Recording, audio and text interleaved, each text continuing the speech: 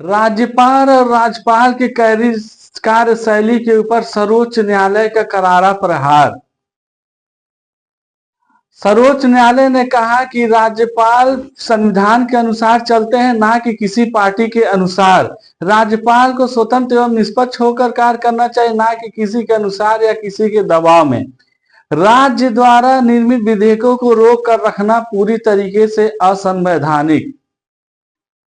जी न, हम बात कर रहे हैं सर्वोच्च न्यायालय के उस फैसले को जिसमें कि उसने राज्यपाल और राज्यपाल की कार्यशैली पर बहुत ही करारा प्रहार किया।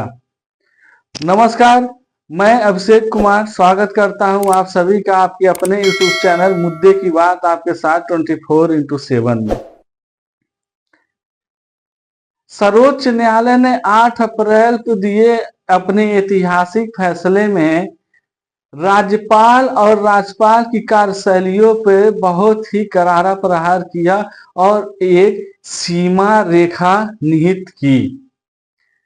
राज्यपाल का पद जिस पर कि बहुत पहले से विभिन्न लोगों के द्वारा प्रश्न चिन्ह खड़े किए गए।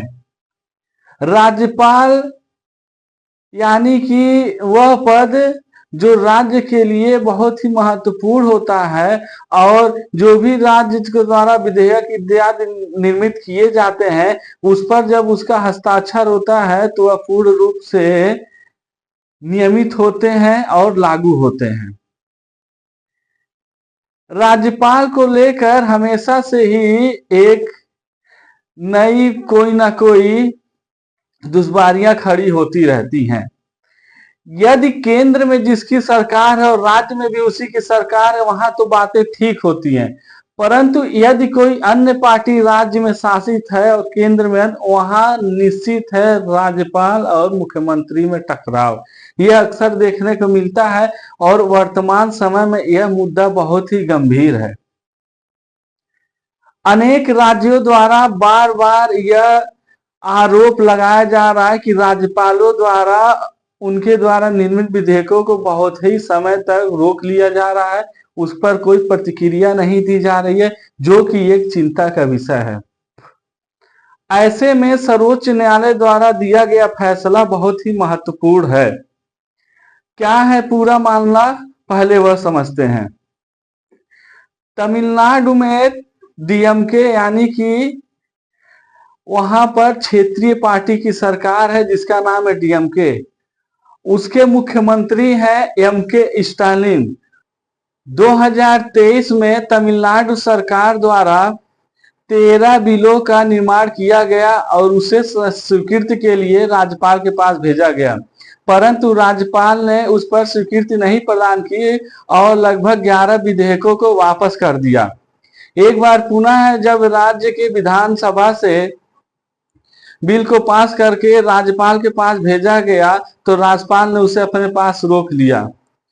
राज्यपाल के इस रवैये से परेशान होकर जब वहां की राज्य सरकार सर्वोच्च न्यायालय के पास पहुंची तो सर्वोच्च न्यायालय के 2 न्यायमूर्तियों के बेंच ने मामले को स्वीकार किया और उस पर सुनवाई आरंभ की।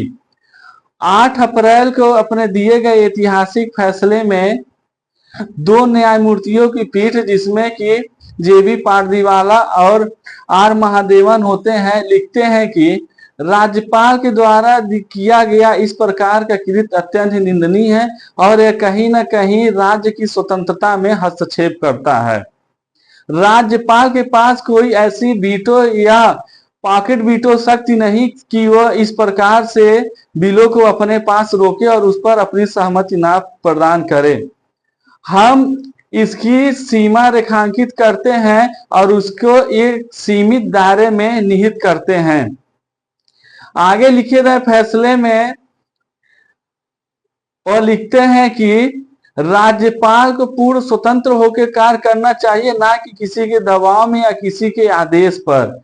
राज्यपाल राज्य के एक संरक्षक के रूप में कार्य करता है और उसको यह पूरी कोशिश करनी चाहिए कि राज्य सरकार के साथ कदम से कदम मिला के कार्य करे, ना कि उसके कार्य में बाधा उत्पन्न करे। अपने दिए गए निर्णय में सर्वोच्च न्यायालय ने कहा कि राज्यपाल को 1 महीने के भीतर बिलों पर अपनी प्रतिक्रिया व्यक्त करनी होगी। यदि वह बिल को सहमति या उस पर अपनी स्वीकृति नहीं प्रदान करते हैं तो उसे यदि वह वापस करते हैं और पुनः यदि राज्य के विधानसभा द्वारा उसको पास करके उनके पास भेजा जाता है तो उस पर उनको सहमति प्रदान करनी होगी। जो 3 रेखाएं या सीमाएं निहित की गई राज्यपाल के द्वारा वह ये है कि राज्यपाल को 1 महीने के अंदर राज्य के द्वारा निर्मित विधेयकों बिलों पर उचित प्रतिक्रिया देनी होगी। राज्यपाल बिलों को अपने पास इतने लंबे समय तक रोक नहीं सकते और यदि वापस किए गए बिलों को राज्य के विधानमंडल पुनः पास करके उनके पास भेजते हैं तो उसे उन्हें हर हाल में पास यानी कि उस पर स्वीकृति देनी होगी। वह उस पर किसी प्रकार का कोई हस्तक्षेप नहीं कर सकते। आगे दिए गए फैसले में लिखते हैं कि तमिलनाडु सरकार द्वारा जो भी विधेयक राज्यपाल के पास भेजे गए वह उसी समय से लागू होंगे जिस समय वह राज्यपाल के पास भेजे गए थे और यदि जो बिल राज्यपाल के द्वारा राष्ट्रपति के पास भेजे गए हैं उस पर राष्ट्रपति ने किसी प्रकार की कोई प्रतिक्रिया दी है तो वह पूर्ण रूप से शून्य घोषित होंगे और राज्यपाल के द्वारा किए गए इस प्रकार के कार्य को हम पूरी तरीके से अवैध और रद्द करार देते हैं। फैसला यही नहीं रुकता है और आगे दिए गए अपने फैसले में सर्वोच्च न्यायालय लिखता है कि भारतीय संविधान का अनुच्छेद 200 राज्यपाल की सहमति से संबंधित प्रावधान करता है। यानी कि राज्य के विधानमंडलों द्वारा जब बिल का निर्माण करके राज्यपाल के पास भेजते हैं तो राज्यपाल उस पर क्या प्रतिक्रिया देते हैं। अगर बात करें अनुच्छेद 200 की तो वह राज्यपाल को 3 प्रकार की शक्तियां प्रदान करता है। पहला, या तो राज्यपाल उस पर अपनी सहमति जाहिर करें या उसे राज्य को पुनः वापस कर दें या उसे राष्ट्रपति के पास प्रेषित कर दें। यानी कि राज्य के पास पुनः वापस करने से तात्पर्य है कि वह बिल को अपने पास रोक लें, राष्ट्रपति के पास भेज दें या अपनी सहमति जाहिर ना करें। परंतु अनुच्छेद 200 इसकी कोई सीमा रेखांकित नहीं करता है।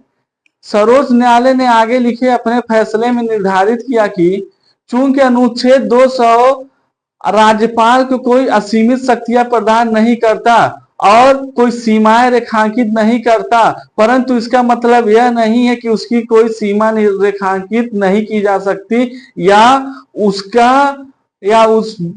उस अनुच्छेद की व्याख्या केवल यहीं तक की जाए कि उसमें किसी प्रकार की सीमा नहीं है। यदि उसका अवलोकन उचित मायने में किया जाए तो कहीं ना कहीं उसके अंतर्गत सीमाएं हैं और उसकी सीमाएं हम निर्धारित करेंगे। अनुच्छेद 142 जिसमें कि सर्वोच्च न्यायालय को विशिष्ट शक्तियां प्रदान होती उसका उपयोग करते हुए सर्वोच्च न्यायालय ने राज्यपाल की सीमाएं निर्धारित की और फैसले में निर्धारित किया कि राज्यपाल किस प्रकार से बिलों के साथ व्यवहार करेंगे, यानी कि बिलों को लेकर उनकी कार्यशैली कैसी होगी।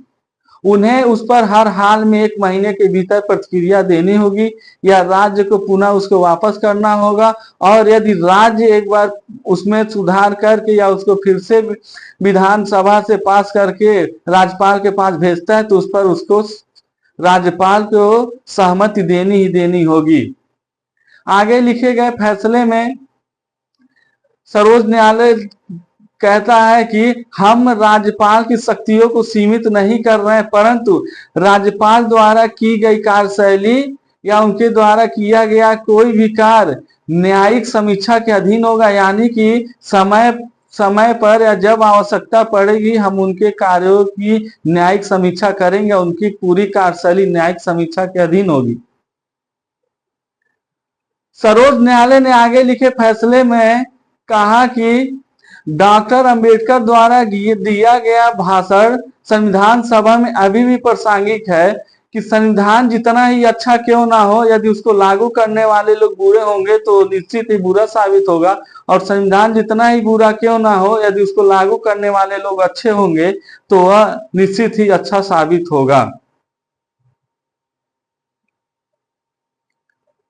तो फैसले ने यह निर्धारित कर दिया कि राज्यपाल को बिल से संबंधित अपनी प्रतिक्रिया कितने समय में और उससे संबंधित जितने भी कार्य है कितने समय में पूरे करने होंगे। मुद्दे की बात यह है कि जहां लोक हित की बात हो वहां पर इस प्रकार का कार्य क्यों। राज्य की सरकारों में जनता का पूर्ण विश्वास होता है और कहीं ना कहीं जो राज्य की सरकार होती है वो लोक हित को और वहां की लोगों की समस्याएं उनसे संबंधित जो भी विधि नियम बनाने हैं उसको बेहतर तरीके से समझती हैं। और यदि राज्यपाल के द्वारा वहां की सरकार के साथ इस प्रकार का व्यवहार किया जाएगा तो कहीं ना कहीं राज्य की स्वतंत्रता में बाधा उत्पन्न करेगा और वहां के नागरिकों के हित में कतई भी नहीं होगा।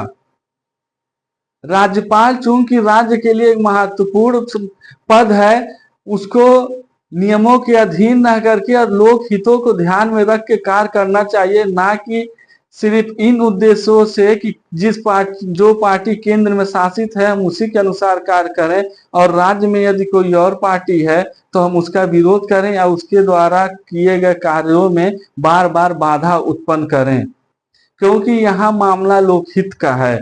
और ऐसे मामलों में राज्यपालों को बहुत ही ऊपर उठ के सोचने की जरूरत है और इस प्रकार का कार्य कहीं ना कहीं निंदनीय है और एक ऐसे पद गरिमा के लिए पूरे तरीके से अशोभनीय है, क्योंकि राज्य के द्वारा बार बार राज्यपालों के ऊपर यह आरोप लगाया जाता है कि यह कहीं ना कहीं पूरी तरीके से केंद्र सरकार के अधीन काम करते हैं और यदि केंद्र में कोई और पार्टी है और राज्य में कई क्षेत्रीय पार्टियां हैं तो यह पूर्ण रूप से क्षेत्रीय पार्टी के कार्यों में बाधा उत्पन्न करते हैं, जो कि एक चिंता का विषय है, संवैधानिक मूल्यों के लिए चिंता का विषय है और यह एक कहीं ना कहीं संवैधानिक ढांचे के लिए बहुत ही दुखदाई और पीड़ादायक क्षण है, क्योंकि इस प्रकार का कार्य बहुत ही चिंता का विषय है।